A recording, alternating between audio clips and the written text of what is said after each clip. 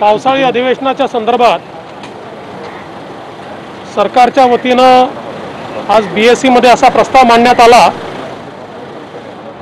की सध्याची कोरोनाची परिस्थिती पाहता अधिवेशन पुढे ढकलावं आणि 3 ऑगस्टला अधिवेशन घ्यावं।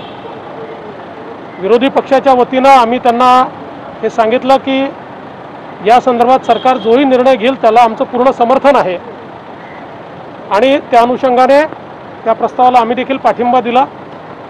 विरोधी पक्षाच्या वतीनं आम्ही त्याच्या पलीकडे जाऊन देखील त्यांना हे सांगितलं की पुरवणी मागण्या जर त्यांना करून घ्यायच्या असतील आणि CF ॲडव्हान्सची त्यांना जर अडचण येत असेल तर कोरोनाच्या काळामध्ये ती अडचण येऊ नये म्हणून त्यांनी एका दिवसाचं अधिवेशन बनवून केवळ पुरवणी मागण्या जरी केल्या आणि त्याच्यात कंपल्सरी अटेंडन्स न ठेवता जरी त्या केल्या तरी देखील आमचं त्याला समर्थन असेल, कारण या काळामध्ये सगळे नियम पाळता येणार नाही, त्यामुळे काही नियम बाजूला ठेवूनही सरकारला योग्य तो निर्णय घ्यावा लागेल आणि त्या संदर्भात आमची अनुकूलता दर्शवली आहे।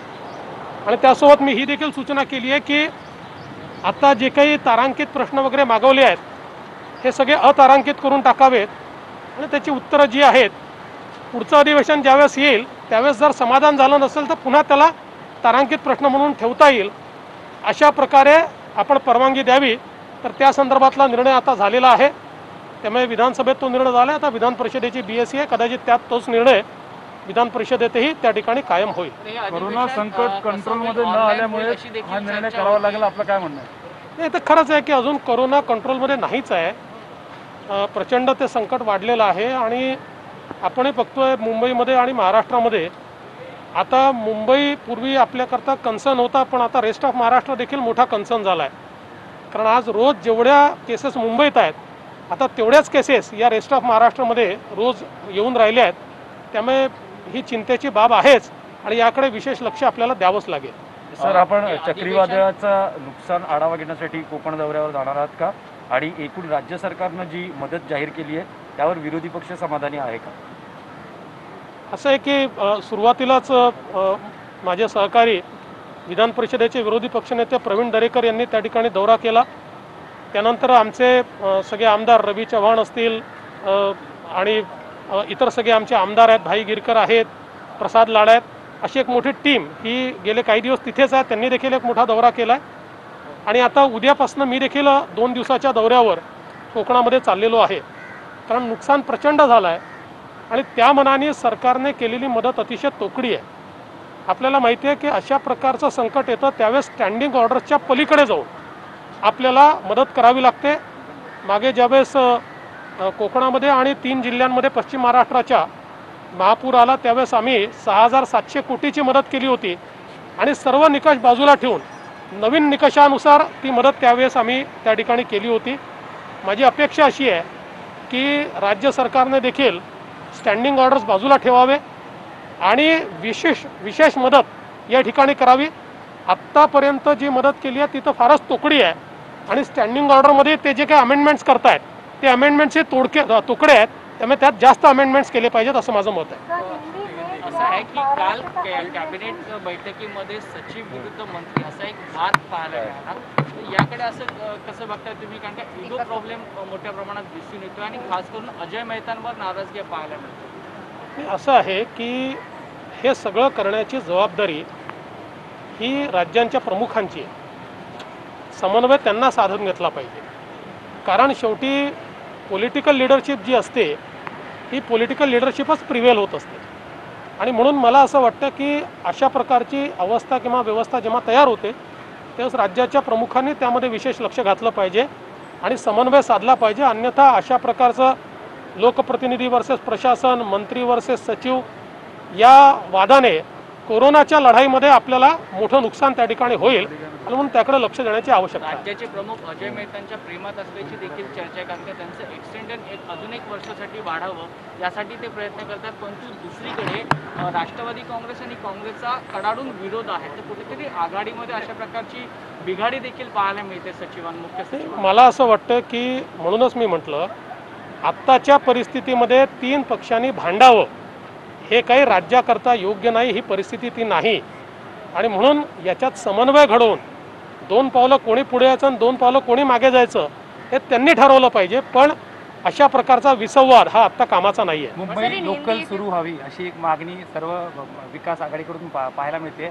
मात्र केंद्र याला विरोध करते आणि केंद्र अजून परवानगी देत नाही. असं आहे की अजून कोरोना कव्हर झालेला नाही मुंबईतला. या दरम्यान मुंबई लोकल सुरू करणं किंवा सार्वजनिक वाहतूक सुरू करणं कितपत योग्य आहे, तुम्ही कसं बघताय? माझ्या माहितीप्रमाणे माननीय मुख्यमंत्र्यांनी लोकल सुरू करायला अजून अनुकूलता दाखवलेली नाही. त्यामुळे तो प्रश्न तेव्हाच येईल ज्यावेळेस सरकारची तयारी असेल, राज्य सरकारची तयारी असेल, त्यावेळेसच या प्रश्नाची चर्चा करता येईल. आता त्याची चर्चा करण्यात काही अर्थ नाही. काल मुंबईतल्या रुग्णालयांमध्ये 2 प्रकार घडले. एक तर 80 वर्षाचे आजोबा बेपत्ता झाले आणि त्यांचा मृतदेह बोरिवली स्थानकामध्ये सापडला. दुसरी राजावाडीमध्ये घटना घडली की मृतदेहच गायब झालेला आहे. संपूर्ण महापालिकेचे जे रुग्णालय आहेत त्यांची सुरक्षा वाऱ्यावर पडलेली असंच एक चित्र पाहायला मिळत आहे. या संदर्भात आपली काय भूमिका? म्हणून मी पहिल्या दिवशीपासनं ही मागणी करतो आहे की आपण रुग्ण असतील किंवा ज्यांना क्वारंटीनमध्ये ठेवलं आहे अशा सगळ्यांना डॅशबोर्डच्या माध्यमातून त्यांचं जिओ टॅगिंग करून त्या ठिकाणी त्यांचं मॉनिटरिंग आपल्याला करता येतं. हे खरं आहे की आज आपल्याकडे लोकांची संख्या कमी आहे, पण टेक्नॉलॉजी कमी नाही आहे. टेक्नॉलॉजीचा वापर करून आपण इंडिव्हिज्युअल ट्रॅकिंग त्या ठिकाणी करू शकतो. आता तुम्ही जी घटना सांगितली त्या घटनेमध्ये ती जी सिनियर सिटीजन महिला आहे ती कुठे आहे कोणालाच माहिती नव्हतं. म्हणजे हे सांगतायत की त्या तिकडे त्यांना आम्ही ॲडमिट केलं आहे, तिकडेही त्या नाहीत, इकडेही नाहीत. आणि मग काही घटनांमध्ये परिवार दिवसभर शोधतो आणि तो चुकून त्या स्मशानात पोचले म्हणून किंवा तिथे योग्य वेळी पोचू शकले म्हणून बॉडी तरी त्यांना पाहायला मिळाली. तर मला वाटतं की कुठेतरी हा समन्वय जो घडवला पाहिजे, टेक्नॉलॉजीचा उपयोग केला पाहिजे. रिस्पॉन्सिबिलिटी असते, ही रिस्पॉन्सिबिलिटी या ठिकाणी कुठेही दिसत नाही. विरोधी पक्षाने अनेक मुद्दे मांडले होते ज्यावेळी सरकार काम व्यवस्थित करत नाहीये. याचीच दखल कुठेतरी सुप्रीम कोर्टानं काल घेतली आहे. अनेक मुद्द्यांवर बोट ठेवलंय की सरकार अपयशी ठरलं किंवा ज्या ज्या गोष्टी होत्या त्या अनेक गोष्टी कागदावर राहिल्या. सुप्रीम कोर्टानं काल बऱ्याच गोष्टी या संदर्भात नोंदवल्यात. तुम्ही कसं बघताय सगळ्यात? कालचा सुप्रीम कोर्टाने दिलेला जो निर्णय आहे तो आघाडी सरकारच्या दाव्यांवर एक चपराक आहे. कारण मायग्रंटच्या संदर्भात त्यांची कुठेही नोंद नाही, त्यांच्या व्यवस्था झाल्या नाहीत, त्यांना जेवण मिळालं नाही, त्यांच्याकरता कुठलीही व्यवस्था सरकारने उभी केली नाही, असं सगळं सुप्रीम कोर्टाच्या ऑर्डरमध्ये त्या ठिकाणी आलं आहे. आणि सगळ्यात महत्त्वाचं आहे, इतर कुठल्याही राज्यावर ताशेरे नाही आहेत, एकट्या महाराष्ट्रावर ताशेरे आहेत. आणि म्हणून सातत्याने आमच्या वतीनं जे मुद्दे उचलले जात होते, सरकार म्हणत होतं तुम्ही विरोधाकरता विरोध करताय, तुम्ही महाराष्ट्र विरोधी आहात, पण आता सुप्रीम कोर्टाला महाराष्ट्र विरोधी ठरवणार आहात का? त्यामुळे एखादा मुद्दा जर विरोधी पक्षाने चांगल्याकरता मांडला तर त्याचा कॉग्निझन्स घेऊन त्या ठिकाणी त्याच्यावर कारवाई केली पाहिजे. पण दुर्दैवाने तसं न झाल्यामुळे आज आपल्याला पाहायला मिळतं की सुप्रीम कोर्टाने मायग्रंट लेबरच्या संदर्भात अक्षरशः महाराष्ट्र सरकारला चपराक दिली है। मुंबईतले देखिए सुप्रीम कोर्ट ने कल जिस प्रकार का निर्णय दिया हुआ है, जो माइग्रेंट लेबर है उनके बारे में महाराष्ट्र सरकार ने कितनी कोताही बरती है, और महाराष्ट्र सरकार के जो दावे थे, हमने उनको खाना दिया, उनके लिए कैंप्स तैयार किए, उनकी व्यवस्था की, ये सारी चीज़ें गलत है, इसमें कोई सच्चाई नहीं है। ये सुप्रीम कोर्ट के निर्णय से सामने आया है। हम लगातार यही कह रहे थे लेकिन सरकार सुनने को तैयार नहीं थी, और एक प्रकार का शब्द गलत होगा लेकिन चाटा अब सुप्रीम कोर्ट के आदेश से महाराष्ट्र की सरकार को लगा है। मानसून सत्र 22 जून से जो होने वाला था, फिलहाल उसको आगे बढ़ा दिया है, क्या है? देखिए, मानसून सत्र को आगे बढ़ाने का निर्णय सरकार ने लिया है और 3 अगस्त से वो होगा। आज हमारी बिजनेस एडवाइजरी कमेटी की मीटिंग थी, विपक्षी ओर से हमने भी उनको समर्थन किया है। हमने उनको कहा है कि सरकार जो निर्णय लेगी उसके साथ हम खड़े रहेंगे।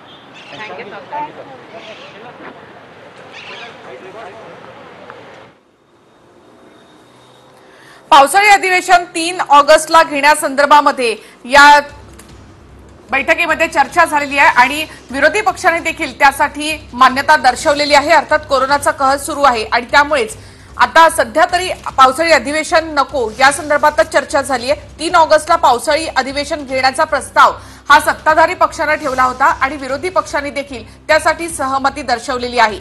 भाजपने देखील या प्रस्तावाला पाठिंबा दिलाय। त्यामुळे आता पावसाळी अधिवेशन हे 3 ऑगस्टला होईल। अद्याप अशा प्रकारची घोषणा सरकारकडून करण्यात आली नसली तरी असा प्रस्ताव मात्र ठेवण्यात आला होता आणि विरोधी पक्षाने त्यासाठी आता मान्यता दिलेली आहे। अधिवेशन त्यामुळे 3 ऑगस्ट पर्यंत लांबणीवर गेलेलं आहे। आपण थेट माहितीसाठी जाऊयात आमचे प्रतिनिधी दिनेश दुखंडे यांच्याकडे. दिनेश, आता 3 ऑगस्टला पावसाळी अधिवेशन असणार याचे संकेत मिळत आहेत. अजून अधिकृत असं सांगण्यात आलं नसलं तरी सुद्धा 3 ऑगस्टचा उल्लेख फडणवीसांनी इथे केलेला आहे. बरेच मुद्दे देखील त्यांनी या ठिकाणी मांडले. जी दिनेश.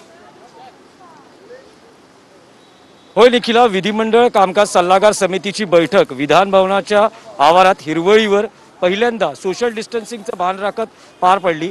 22 जूनला विधिमंडळाचं पावसाळी अधिवेशन सुरू होणार होतं. तशी घोषणा अर्थसंकल्पीय अधिवेशनात करण्यात आली होती. पण सध्या राज्यात कोरोनाचा प्रादुर्भाव आहे. त्या पार्श्वभूमीवर नेमकं अधिवेशन कधी घ्यायचं या संदर्भात बैठक पार पडली. म्हणजेच अधिवेशनाचं कामकाज कसं असेल, कार्यक्रम पत्रिका काय असेल, 22 तारखेला अधिवेशन पार पडणार का, या सगळ्या मुद्द्यांवर चर्चा झाली. राज्याचे विरोधी पक्षनेते देवेंद्र फडणवीस यांनी काही वेळापूर्वीच प्रसारमाध्यमांना प्रतिक्रिया दिली आहे की अधिवेशन हे पुढे ढकलण्यात आलेलं आहे. 3 ऑगस्टला हे अधिवेशन होईल असं सांगितलं जातं आहे. आणि त्यासाठी जो राज्य सरकारनं प्रस्ताव मांडला त्याला विरोधी पक्षानं पाठिंबा दिला आहे. खरं तर विरोधी पक्षाची मागणी होती की किमान 1 दिवसाचं अधिवेशन, जे नियोजित कार्यक्रम ठरला होता त्यानुसार 1 दिवसाचं अधिवेशन पार पडलं असतं तरी त्याला, कारण पुरवणी मागण्या जास्त आहेत, सोशल डिस्टन्सिंगचं भान राखत आणि विधिमंडळातील सदस्यांच्या संख्येचंही भान राखत त्यावर आपल्याला कार्यवाही करता आली असती, अशी एक भूमिका विरोधी पक्षाकडून मांडण्यात आली. पण आता 3 ऑगस्टला राज्य विधिमंडळाचं हे पावसाळी अधिवेशन पार पडणार आहे. काही वेळातच सरकारकडून त्या बाबतीतली अधिकृत घोषणा होईल. विधानसभेची कामकाज सल्लागार समितीची बैठक संपलेली आहे. विधान परिषदेची बैठक सुरू आहे आणि ही बैठक संपल्यानंतर मग सरकारतर्फे त्याची अधिकृत घोषणा केली जाईल. नक्कीच दिनेश, विरोधी पक्षांकडून सहकार्याची भूमिका या ठिकाणी दाखवण्यात आली आहे. फडणवीसांनी त्याचा उल्लेख देखील केलेला आहे. मात्र त्याच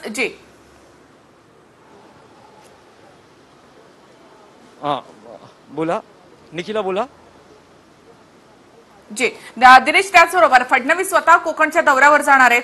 कोरोनाच्या संकट काळामध्ये हे संकट सरकारनं योग्य रीतीनं हाताळलं नाही असा पुन्हा एकदा उल्लेख फडणवीसांनी या ठिकाणी केलेला आहे. म्हणजे तो मुद्दा काही विरोधी पक्ष सोडतील असं दिसत नाही. होय, उद्यापासून राज्याचे विरोधी पक्षनेते देवेंद्र फडणवीस हे जाणार आहेत. आपण थेट प्रतिक्रिया घेणार आहोत. असं सांगाल की काय निर्णय झालेला आहे विधिमंडळ पावसाळी अधिवेशनासाठी? असं आहे की आज विधिमंडळाच्या पावसाळी अधिवेशनासंबंधी बिझनेस ॲडवायझरीची मीटिंग झाली आणि त्याच्यामध्ये अध्यक्ष, विरोधी पक्षनेते, मुख्यमंत्री, उपमुख्यमंत्री या सर्व मंडळींनी सर्व काही चर्चा केली आणि याच्यामध्ये संसदीय कार्यमंत्री रितसर जाहीर करतील. परंतु अधिवेशन ज्या काळामध्ये आपण आता घेतोय त्या काळामध्ये अधिवेशन न घेता ते पुढे नेण्यासंबंधीचा प्रस्ताव हा सरकारने ठरवला. विरोधी पक्षनेत्यांनी त्याला मान्यता दिली आहे आणि विनियोजन बिल जर मंजूर करायचं असेल तर 1 दिवसाचं अधिवेशन घ्यावं अशी सूचना विरोधी पक्षाकडून आली. यावरती सरकार गांभीर्याने विचार करेल आणि येणारी जी काही बिझनेस ॲडवायझरी असेल म्हणजे ऑगस्टच्या पूर्वी ती घेऊन त्यानंतर निर्णय घेण्याबाबतचा निर्णय हा शेवटी अध्यक्षांनी त्या ठिकाणी साधक बाधक चर्चेनंतर त्या ठिकाणी सांगितला. येणाऱ्या काळामध्ये सरकार या बाबतीत निर्णय घेईल. काय अधिकृत घोषणा कधी होईल? 3 तारखेपासूनच आहे की 1 दिवसाचं अधिवेशन? 1 दिवसाचं अधिवेशन, या 3 तारीखपासून अधिवेशन.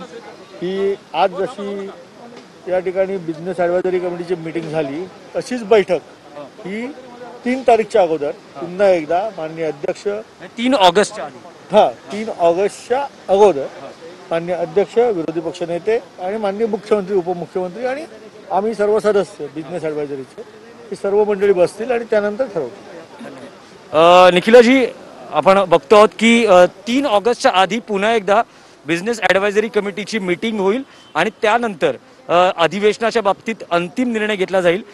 1 दिवसाचं अधिवेशन घ्यावं का या बाबतीतही गांभीर्यानं विचार सुरू असल्याचं शिवसेनेचे प्रतोद सुनील प्रभू यांनी सांगितलेलं आहे.